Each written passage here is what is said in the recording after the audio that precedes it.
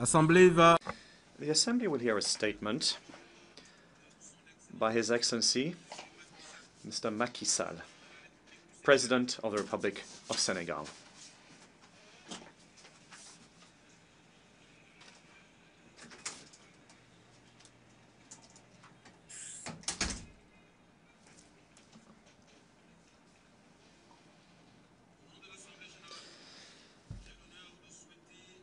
On behalf of the General Assembly, I have the honor to welcome to the United Nations His Excellency Mr. Macky Sall, President of the Republic of Senegal, and to invite him to address the Assembly.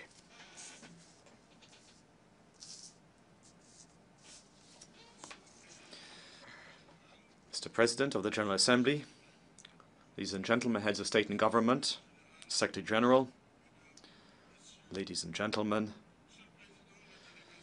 President, the Senegalese delegation wishes to thank your predecessor and to extend to you its heartfelt hopes of success in leading the work of our session. I'd like to reiterate our congratulations and our support to the Secretary General, Mr. Antonio Guterres, for the success of his mission at the head of the organization. The topic of the 72nd session commits us to focus on people, striving for peace and a decent life for all on a sustainable planet.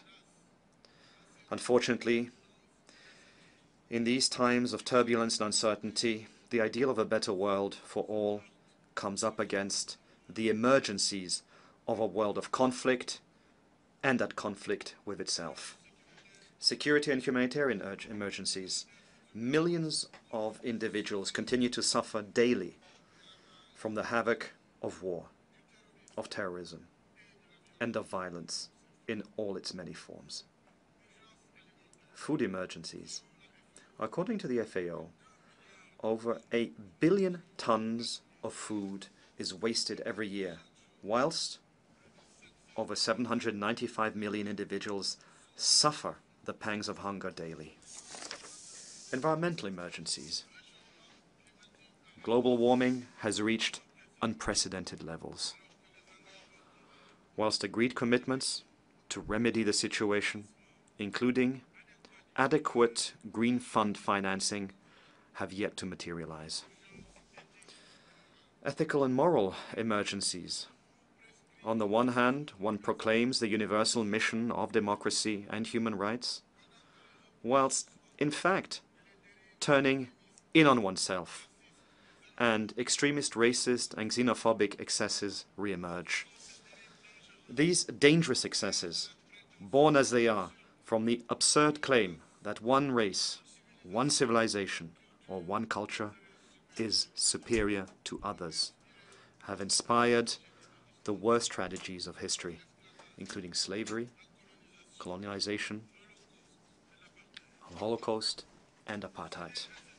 Yielding to these excesses is to renounce the founding values of the United Nations.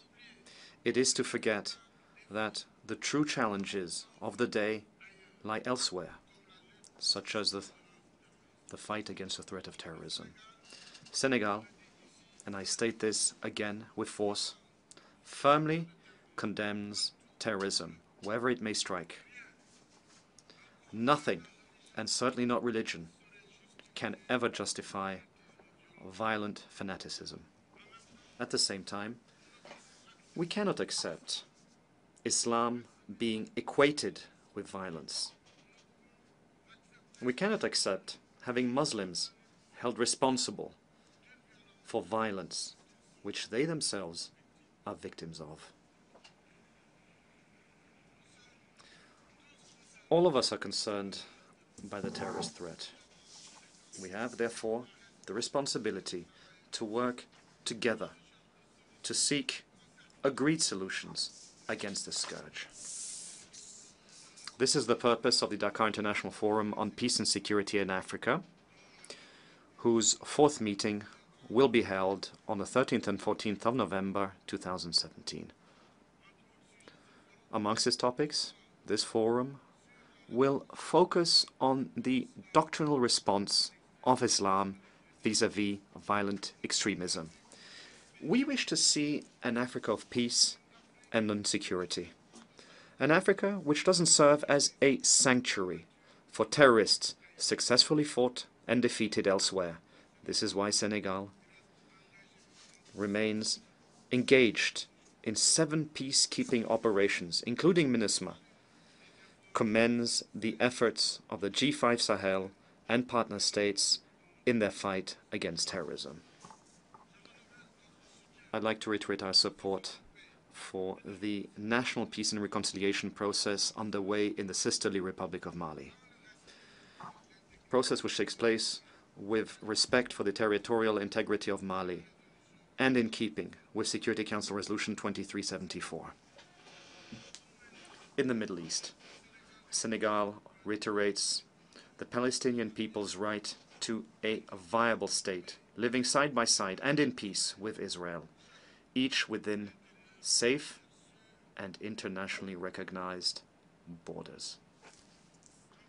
In Burma, we are seriously concerned by the atrocities committed against the Muslim Rohingya population. Because the emotion of outrage is never selective, Senegal urges the international community to act, to put an end to this realist of human tragedies.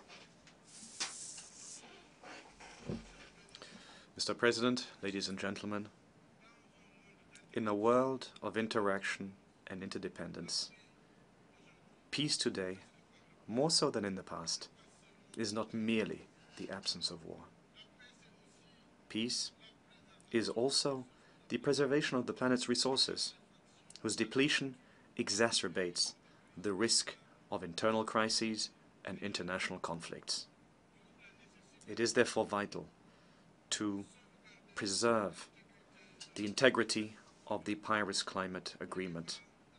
The future of our planet is at stake.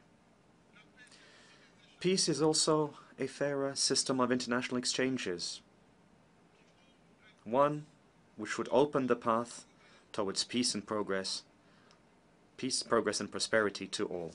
The world cannot be at peace with itself as long as an unequal system of exchanges persists, one where those who have ever more, and those who don't have ever less.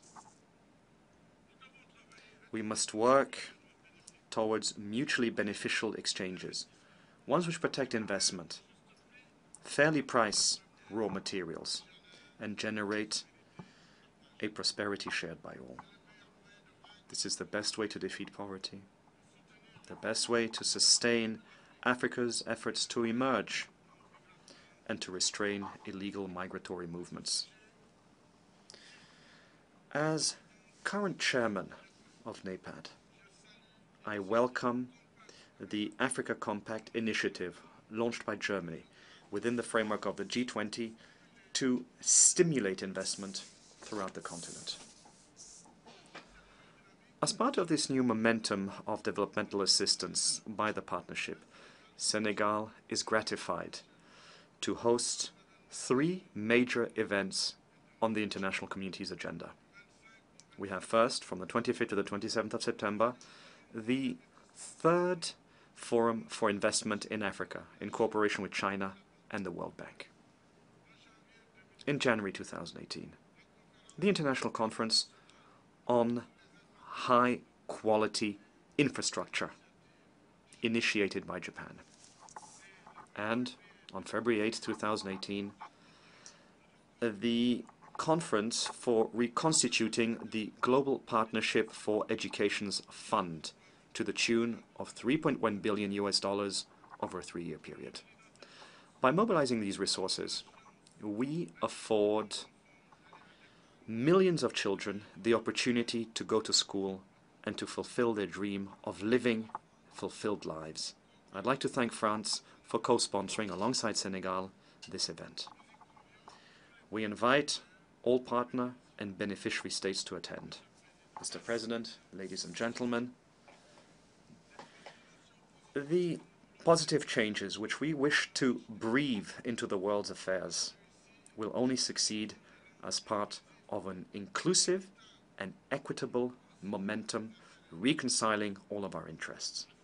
To this end, the time has come to afford Africa its deserved place within the Security Council, as demanded by the Eswatini Consensus. It is time to reform the rules of global economic and financial governance, including through a more effective fight against tax evasion, to contribute to the mobilization of internal resources for the financing of development. It is time to no longer consider Africa as the continent of the future, one which should be satisfied by random and uncertain promises, designed, crafted, and interpreted by others in its stead. Africa wishes to be a stakeholder in a present, mindful of its interests and needs in terms of emergence, through reinvigorated and mutually beneficial partnerships. It is in this spirit, that Senegal will continue to work with all friendly and partner states following the end of its term on the Security Council in a few weeks. Despite the uncertainties and difficulties of our times, we must continue to have faith in multilateralism.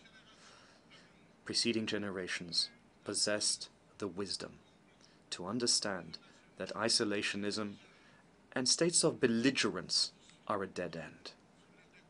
Out of the ruins of the war, they crafted the foundations for peace.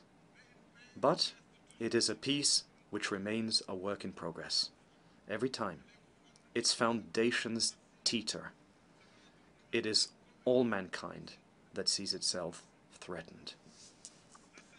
The wisdom of our predecessors demands that all of us work together to preserve peace on behalf of our shared humanity, which both brings us together and reserves us one fate and one destiny.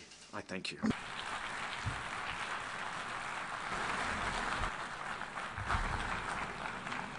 On behalf of the General Assembly, I wish to thank the President of the Republic of Senegal for the statement just made.